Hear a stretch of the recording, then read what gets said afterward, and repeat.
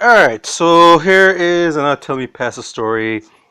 And this is definitely a confessions of an adulterer. And we have yet another foolish individual who said she wanted to jeopardize her marriage and break up her happy home due to her a good to lack of good judgment. So they're past. I'm 7 months pregnant and I'm living with my husband.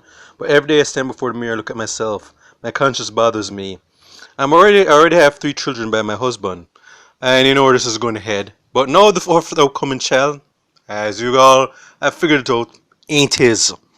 Alright, it's for a man who had a one night fling with me. Past this man were good friends. We were teenagers. We always liked each other, but we grew apart. He went abroad. He went to America and got married there. I was always friendly with one of his brothers, and one day I saw him and he told me that his brothers come to Jamaica.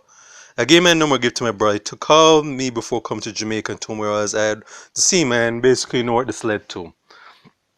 Alright, and then okay, so my husband, well, we already know what her and her form, her long, her childhood friend did. So we'll skip this. So my husband's a good man. I got $880,000 from the current baby father. I'm Karen's child. I told him I'm pregnant, and he basically said he said he wished her well, and basically saying yeah, good luck raising our child on your own, basically. Or not all. So basically said I'm gone back to my wife in overseas because this wasn't a relationship. This was just basically a stroll down memory lane for me when I got in between your legs, and I didn't about to use protection. All right. Okay. All right. Okay. I know I cannot call his name. I hope when I give her a child my husband, I ask you what I should do. Not ask what I should, but by writing you, I feel better. Basically, meaning that hey, I screwed up. I know that basically I've ruined my marriage because then chances are that her husband's going to find out, and chances are, unless he's a real simp, that he's pretty much going to be telling her, sending her out the door, and basically telling her, say, you and the second baby father, you and your childhood friend, you combine that picnic together. Cause me, I want no parts of you. No, is that like a situation that she's just hoping that the husband was probably not going to get wise and probably raise this jacket as own?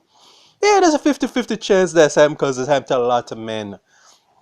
Men and so on. And her husband might unfortunately be a victim, but there's also other chances that if he puts two and two together, or somebody tips him off and says, "Okay, you know that your wife met up with a childhood friend. Chances are he doesn't know about him, barely knows about it. And yeah, I saw them at a hotel together, or her room was a hotel together. And yeah, you can connect the dots right there and figure out what happened. The fact she's pregnant, and then yeah, the husband will basically said, okay, all right, you and I'm filing for divorce right now. You can you only business that you and I have at this point is child custody of my 3 kids with you. That fourth kid that you're about to carry, that's not my that's nothing I want no parts of. So that's how those are the two situations. But I do hope that he finds it, or if she has enough more backbone that she just fesses up and say, "Hey, I gave you bun, all right," and basically, even though the marriage is likely done, I'm owning up to it.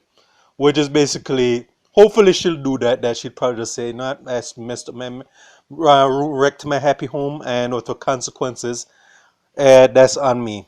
I'm not advocating that okay that something should happen to her. Like I don't want hear that the husband went George Wright on her, or like so on, or like he pretty much ends up doing much worse. All right, and then we hear that the husband's in jail for murder. All right, I don't want that to happen, but basically this is someone who's not a sympathetic person, and is also not a very bright person because her childhood friend basically didn't do get with her because he cared about her. He just said, "Okay, I just wanted us have a little fun with someone that I probably cared for," and it's very likely that she never got over this other guy though.